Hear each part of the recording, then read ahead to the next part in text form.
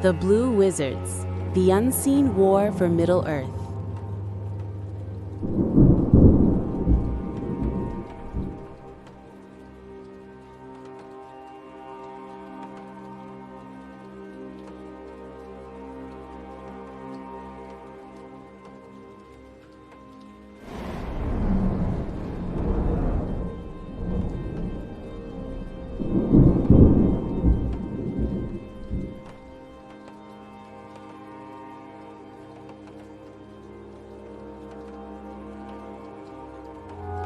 Prologue, The Forgotten Key.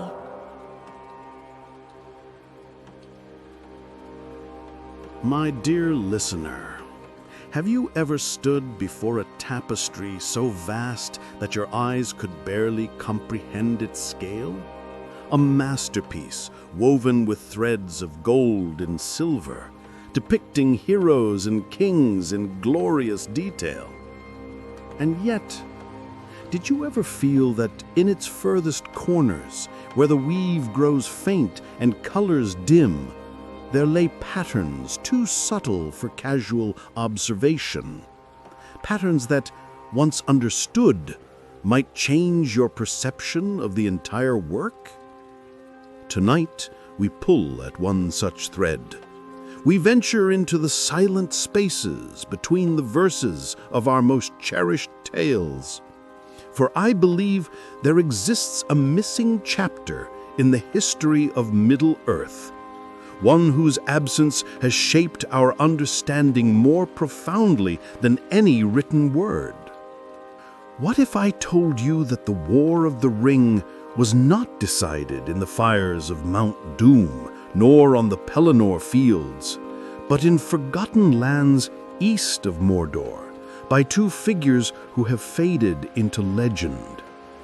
What if the true story of the Blue Wizards is not one of failure or corruption, but of a choice so terrible, so morally complex, that its consequences cast a shadow reaching even into the heart of Imladris itself?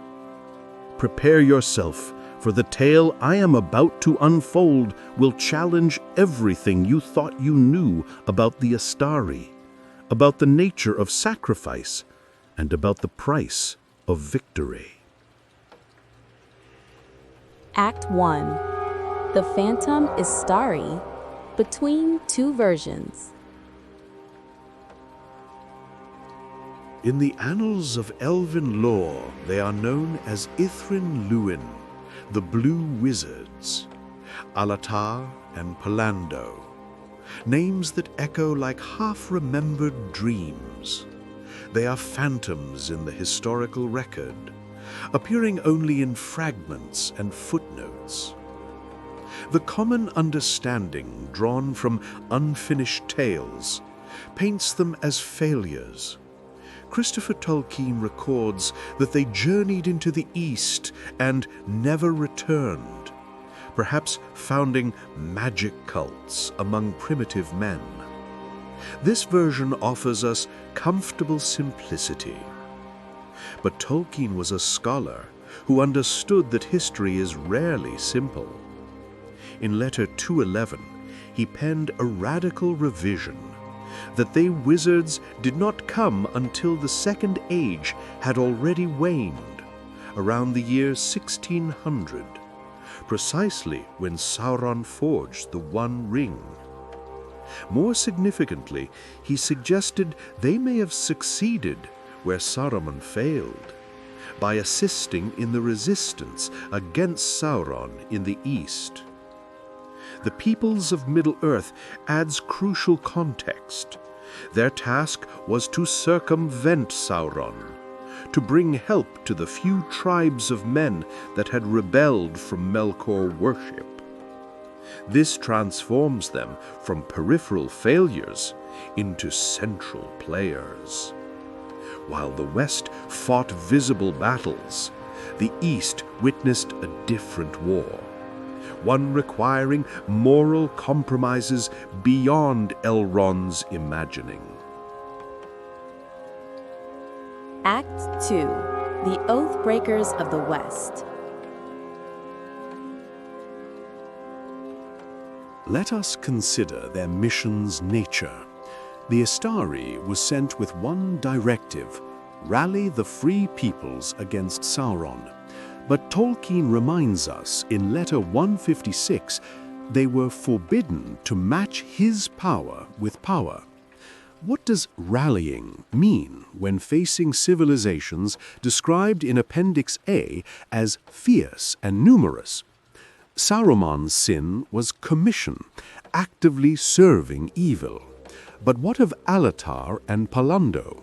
What if their transgression was omission? What if they calculated that Western salvation required Eastern subjugation? Imagine them, these Maiar, standing where maps grow blank. For millennia, they watched empires rise in Rune and Khand. They understood something the White Council never grasped. The true threat wasn't Sauron alone, but the countless hosts described in the Return of the King that could pour from the east. And so I propose they chose management over heroism, not to unite the East against darkness, but to ensure darkness could never unite. Were they oathbreakers? Technically, yes, they abandoned the West. But what if this abandonment was the price of survival? What if their betrayal was strategic sacrifice on an unimaginable scale? Act 3. The Eastern Gambit. Managed Chaos. Now we reach their method, the doctrine of managed chaos. Rather than turning diverse Eastern peoples against Sauron, they ensured no single power could dominate. Consider three specific interventions. First, the fragmentation of the Handrian hegemony. When this emerging empire threatened to unite the southern territories under one banner, the wizards subtly empowered rival chieftains through strategic alliances and whispered counsel, transforming potential unity into generations of productive conflict. Second, the perpetual tribal wars around the Sea of Rune. Here, they cultivated competing schools of magic, one favoring fire, another water, a third earth, ensuring wizard priests remained divided by philosophical differences, while the peoples they led remained locked in eternal struggle. Third, the sabotage of the cult of the unsleeping serpent. This particularly dangerous movement worshipped a being not unlike Sauron himself. The Blue Wizards didn't confront it directly, but instead nurtured a rival cult, the Brotherhood of the Veiled Moon, creating religious schisms that prevented either group from achieving dominance.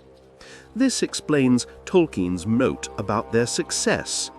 They succeeded not in bringing light to the East, but in ensuring the East couldn't pour its full darkness upon the West. As the peoples of Middle-earth notes, what success they had I do not know, but I fear that they failed.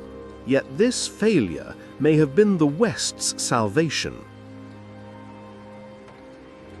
Act 4. The Shadow over Rivendell. Absence as power. Now we reach the poignant consequence. The shadow over Rivendell wasn't dark magic, but something subtler, the shadow of strategic absence.